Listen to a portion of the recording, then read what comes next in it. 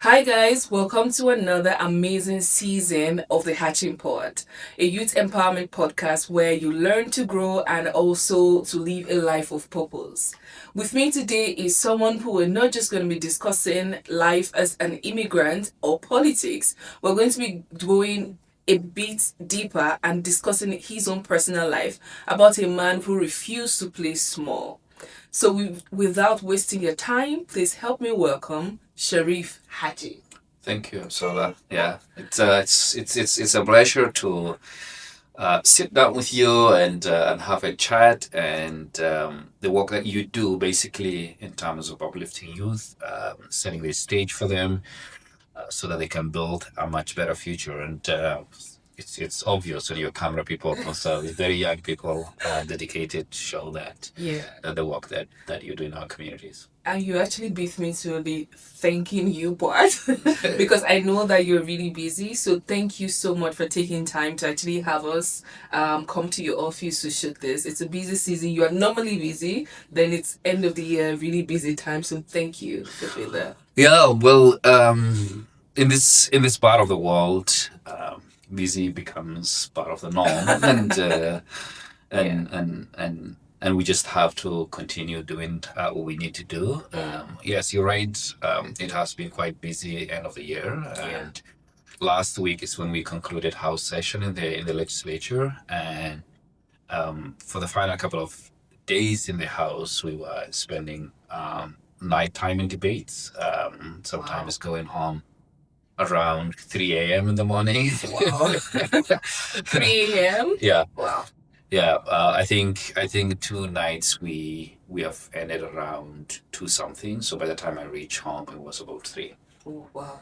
That's intense. Yeah, it That's is. intense. So wow, I'm glad you shared that with us. So sometimes people wonder what do our leaders actually do in the office? They are busy. Yeah, I actually I volunteered at your office some time yeah, back. yeah, So I know that it takes a lot of work. Like there's a lot of work that goes into it. yeah. So without wasting too much time, can you of your time. Can you Our time, all of us. can you please just tell us who Sharif is? Like for people who are watching and we're like, oh I've seen you but I don't know who this guy is. Can you just tell us that? Yeah, I was start saying as a very proud father of three.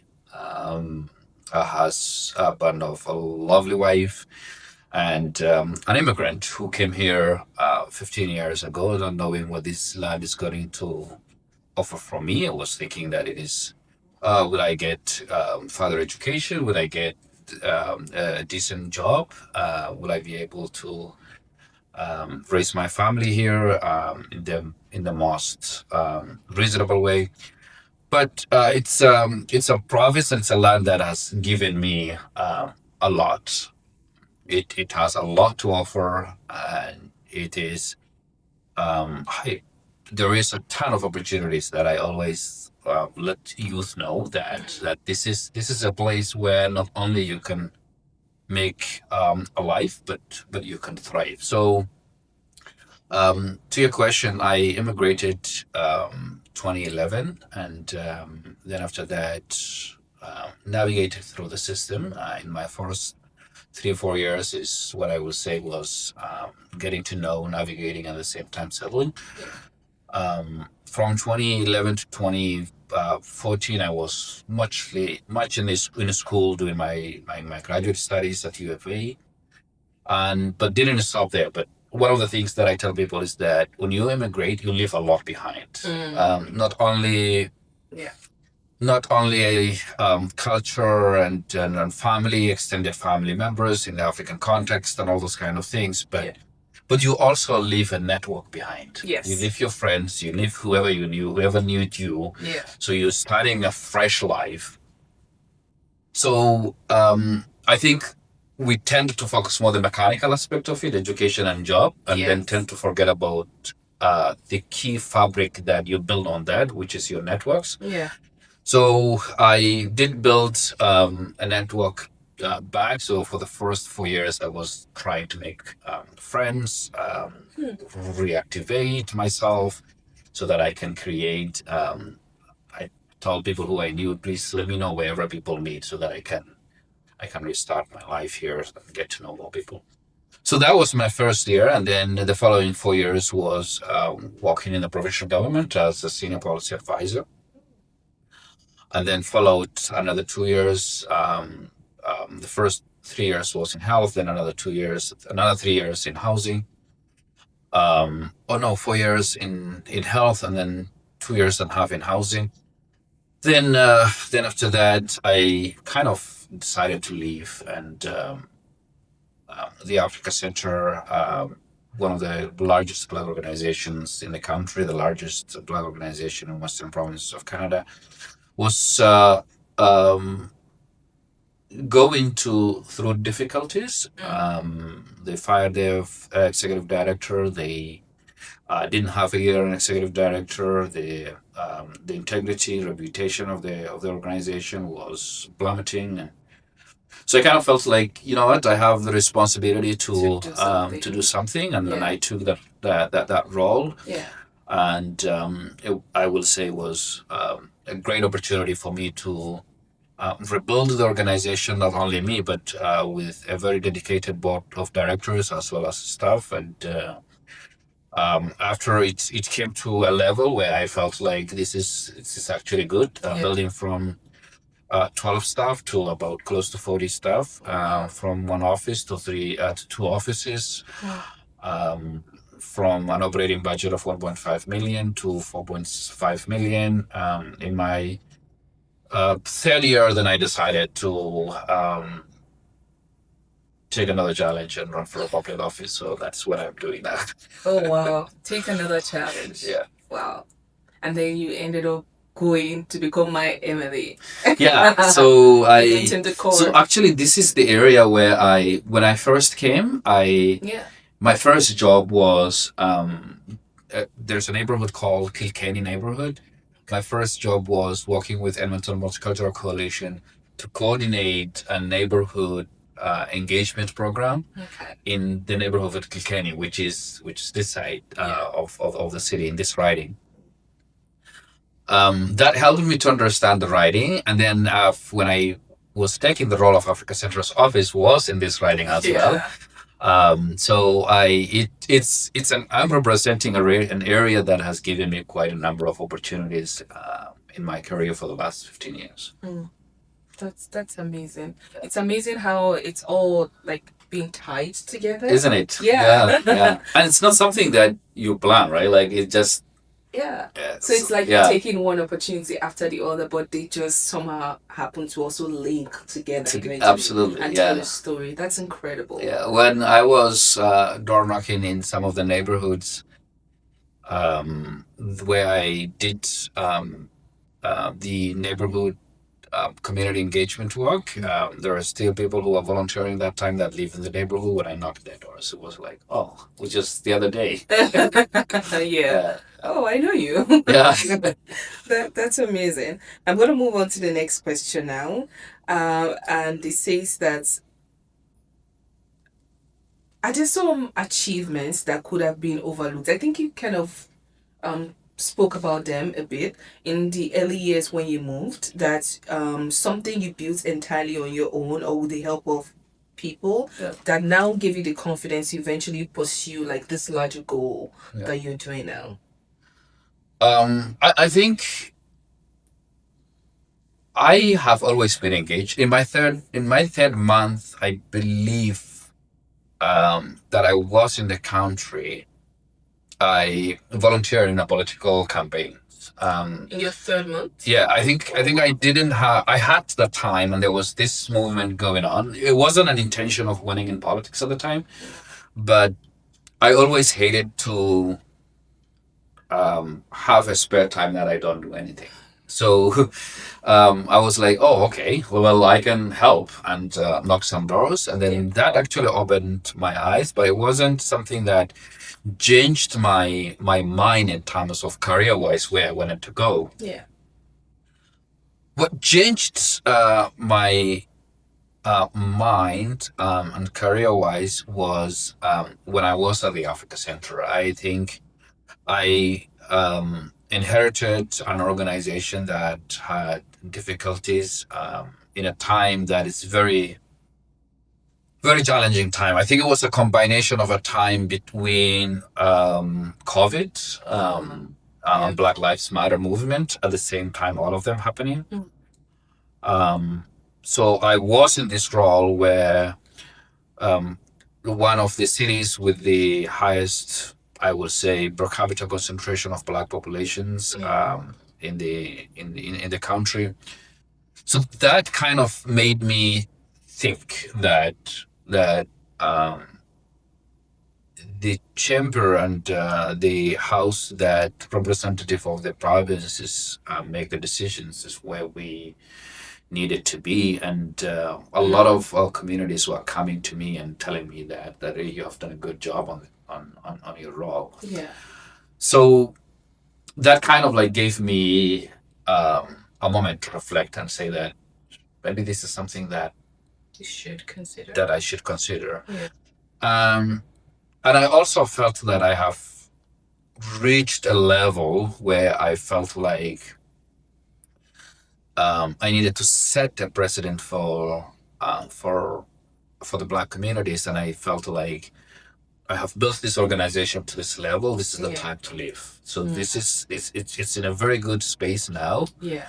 It's the perfect time to hand it over to somebody else that can move with it, because that's a culture that we need to embrace and develop. And I kind of felt like timing wise, it was a good time when the trajectory of the organization was good, when the projection of the coming 2 years was healthy. I felt that this is a good legacy to leave behind and do something else. So I think it was timing that helped quite. Thank you so much for sharing that. And by the way, I actually went back by the African Center, I think a month ago. Yeah. And you did an incredible job. Like it's an organization on its own. And when I went there, I was so proud. Like so proud. I didn't just meet like one office, one tiny. No, it was set up well. So thank you for that. Yeah, it was an effort. I played a role, I Yeah. will say, but I think I also worked with incredible community members, leaders, board of directors, as well as very dedicated staff. Thank you. Thank you. Thank you. Now I'm moving on to a question where I feel like most immigrants find themselves. Yeah. But from our conversation, I can say you were there, but you pulled yourself out, and I want to know why. So the question is, for immigrants, when we come, the first thing on our mind is stability and Yeah. security. At what point in your personal definition did your personal definition of success change? To go beyond yourself, and because for example an immigrant comes and the first thing on their mind, I need a job, I can take care of myself and my family. How come, where did you get that strength and that audacity from to say the job matters, everything matters, but now I'm leaving that stability, I'm chasing something else to give to people or to help make the community better? Um, I don't know if I have thought of saying that this is what I have achieved. Now I have to, like, I have seen all of it as the same in my perspective. Hmm. Um, I've always thought of I need to do a job that gives me a satisfaction. Like, I think at the end of the day, any given job will give me the paycheck. But I think it is the satisfaction that makes a difference. Yeah. I will say, I'm gonna age myself. I will say, for the last 30 years in my career, I left a job, all my jobs, I would say, without thinking that I'm gonna get a bigger paycheck. For the last three jobs that I have changed, it was nothing to do with my check. My paycheck didn't change, but my satisfaction changed. Like, I was landing into a place where I wanted to get up in the morning and then do work. A place that I'm going to bed, but I'm thinking, what am I gonna do tomorrow? Like that excitement, that fire that drives you is one thing. The other thing that I share with my friends is